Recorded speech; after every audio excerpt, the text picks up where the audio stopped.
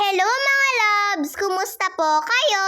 Tinulungan ko po pala si mama na nagluto ng almusal namin kaninang umaga. Isinangag po pala namin yung lumang kanin. At hinalo po namin dito yung natirang longganisa namin kagabi. Naglagay pa nga po ako ng isang itlog mga kalabs para mas lalong sumarap ang sinangag. Nag-iisa na lang din po kasi yung longganisa kaya sabi ko kay mama ay halo na lang po namin ito sa kanin. Sayang nga lang po mga kalabs at naubusan po kami ng oyster sauce. Pero okay lang po, masarap naman po ito dahil may longganisa. Nagluto na rin po pala si mama ng pansit canton. Kahit nga po wala ng ulam ay okay lang po ako sa sinangag mga kalabs dahil meron naman pong longganisa at itlog. Hinati ko nga po yung kanin ko at nilagay ko po sa side yung pansit canton. Sabi ko nga po kay mama ay tignan niya po yung ginawa ko.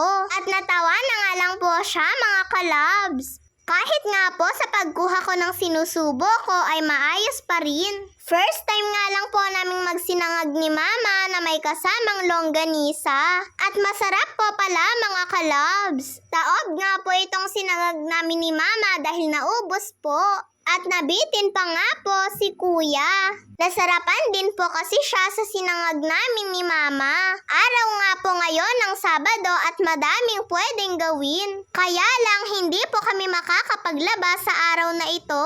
Yung pwesto po kasi namin sa paglalaba ay may nagtatrabaho. Kaya sigurado baka po Monday na po kami makakapaglaba. At nung oras na nga din po ng merienda ng mga lolo na nagtatrabaho po dito sa amin, ay tinulungan ko na nga din po si mama sa paghahanda ng mga merienda nila.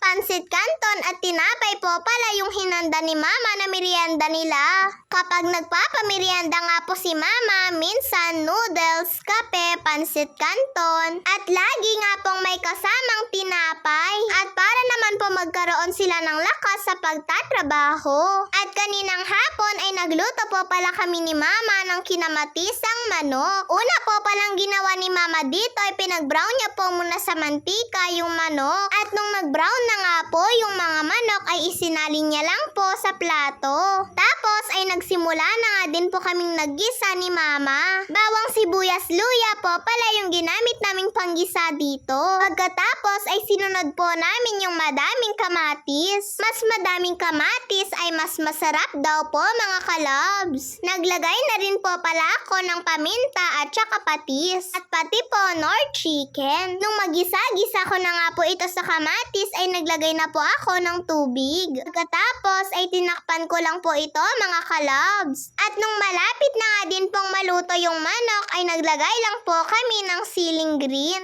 First time nga lang po namin itong lulutuin ni mama. Napanood lang po kasi namin ito sa YouTube mga kalabs. Kaya hindi rin po namin alam ni mama kung ano pong magiging lasa nito. Dapat po pala ay konting pechay lang ang ilalagay.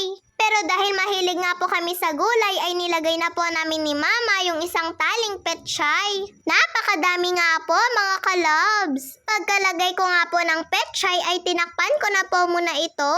At pagkatapos nga po ng ilang minuto, tignan nyo naman po mga kalabs, kukunti na nga lang po yung pechay. O di po ba, tamang-tama lang po na nilagay namin yung isang taling pechay. Hinalo-halo ko na nga lang din po muna ito mga kalabs. At sa wakas ay naluto na rin po ang ating kinamatisang manok. At syempre mga kalabs, titikman na rin po natin ito. Yun lang po mga kalabs, maraming salamat po sa panonood ninyo.